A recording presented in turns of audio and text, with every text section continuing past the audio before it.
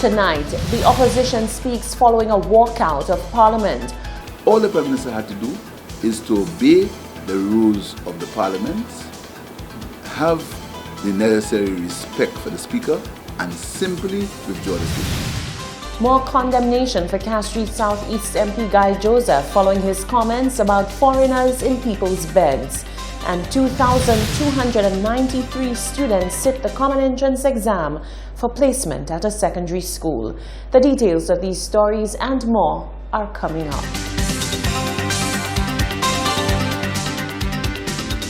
This is the Hot 7 Nightly News with Lovely St. Amy Joseph. Good night. It is Wednesday, the 12th of June, 2019. Welcome to the Hot 7 Nightly News. We're on Flow Channel 117, also being simulcast on Kiss FM 105.5 and 105.9, on our website www.caribbeanhottv.com, and of course on our free Caribbean Hot FM mobile app. I'm Lovely St. Amy Joseph. Thank you for joining us. A justified walkout of Parliament? Well, the leader of the opposition certainly thinks so, after the refusal to withdraw a statement by MP for Micoud South, Alan Chasney. This triggered the opposition to walk out of the June 11 sitting of Parliament. Solange Alfred tells us more in this report. Parliamentary language is tricky business. To tell an honourable member outright that they are lying will provoke the Speaker of the House to ask the member who utters the statement to withdraw. This is exactly what occurred at the June 11th House of Assembly.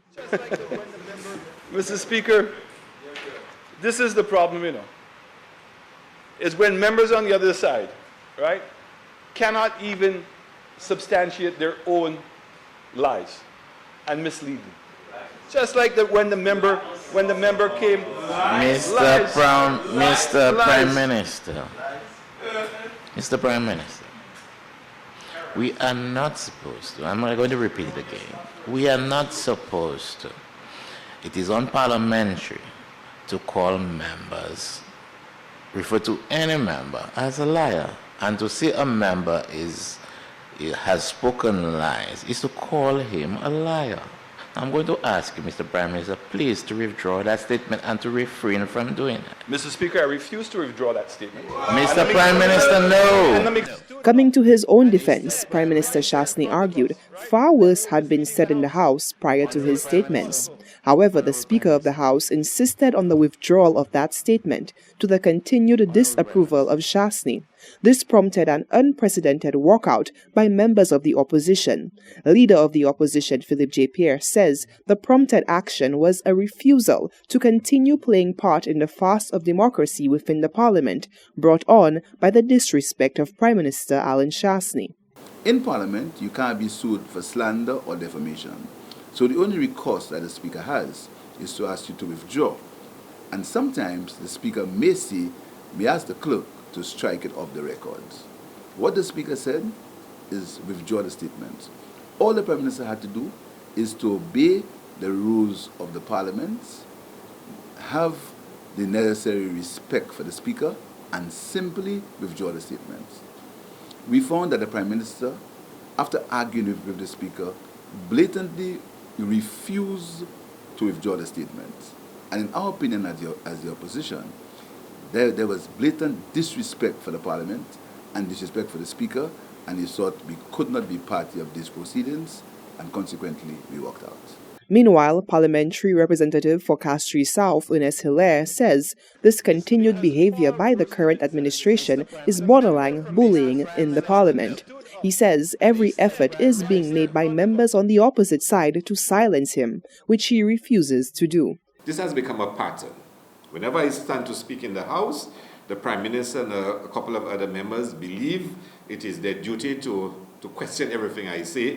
And I know why they're doing that. I mean, if they can destroy the credibility of the person debating, if they can throw you off your game, is a victory for them. But we have evidence to show what we're saying. We have evidence. He has this big issue with me about the Don Lockerbie contract, which I was referring to in the House during the debate on the borrowing for the sports facilities. And he's claiming, and he said so on Andre Paul's program, that I tried to put a fake document in the house and he'll deal with it in the house. And like I've said to him, I am looking forward to the day he comes to the house to try to put forward a motion on this matter, because he'll be severely embarrassed. Apparently he doesn't know the rules, and apparently he believes he can just bully his way in Parliament and do whatever he wants. The opposition stands firm behind their action to walk out, as they argue their seated silence would be condoning the gross and blatant disrespect to the House and Speaker by the Prime Minister. Reporting for Hot 7 News, I am Solange Alfred.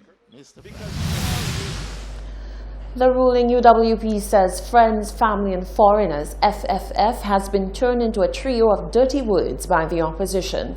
However, Dr. Ernest Zille says recent comments made by Castries Southeast MP Guy Joseph, alluding to former Prime Minister Dr. Kenny Anthony having a foreigner in his bed, has crossed the line of lowball politics. How far is too far when it comes to playing politics? The opposition says a pattern of behavior by the United Workers' Party is a prelude to the nasty politics which will further rear its ugly head. For a minister to take it down to the level of who is the wife of an opposition and a former prime minister, and where she sleeps and whether she's a foreigner, is disgusting. It's absolutely disgusting. But he actually takes pride in saying those things. You know, I mean, really and truly, in today's world, there's no place for that. On a point of clarification, Hilaire says the opposition's continued use of the Friends, Family and Foreigners tagline, or FFF for short, in no way compares to the statements made by Minister for Economic Development Guy Joseph. The issue when we speak about foreigners in our critique of the government is a very simple point that we are making. We're not against foreigners. We champion foreign direct investment. We're part of a CARICOM single market and economy, so we accept persons from outside who will come into the country to invest. We have a problem with this government in its whole developmental approach, seem to be favoring foreigners and foreign interests over the local interests, where the St. Lucians do not feel that this economy, this prosperity that is supposed to be taking place is placing them first and foremost.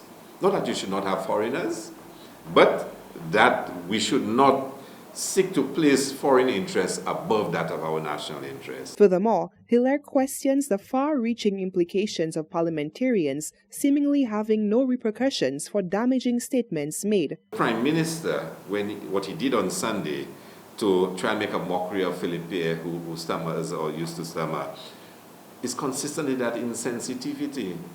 For the statement by Honorable Guy Joseph about a former Prime Minister's wife and whether she's a foreigner, whether she sleeps in his bed, again is consistent with that insensitivity. Now, every now and then we have slips of the tongue. You say things which you ought to, and a reflection you said you really should not have said it, and one can excuse that. But when it becomes a pattern of behavior, it's reflective of a mindset. And when I made a comment outside Parliament yesterday that this upcoming campaign will be the nastiest in the history of St. Lucia, I deeply believe that. Hilaire is of the opinion that a large section of the St. Lucian society is focused on the development and progression of the nation, rather than cheap shots and dirty tricks, which he says falls in line with a Jerry Springer society which the opposition wants no part of. Reporting for Hot 7 News, I am Solange Alfred. Today was a big day for 2,293 grade 6 students across the island. They sat the common entrance exam for placement at a secondary school of their choice. Parents and students say they are all hoping for the best after rigorous practice and hours of hard work and studying. Grade 6 students across the island are breathing a collective sigh of relief after completing the common entrance examination.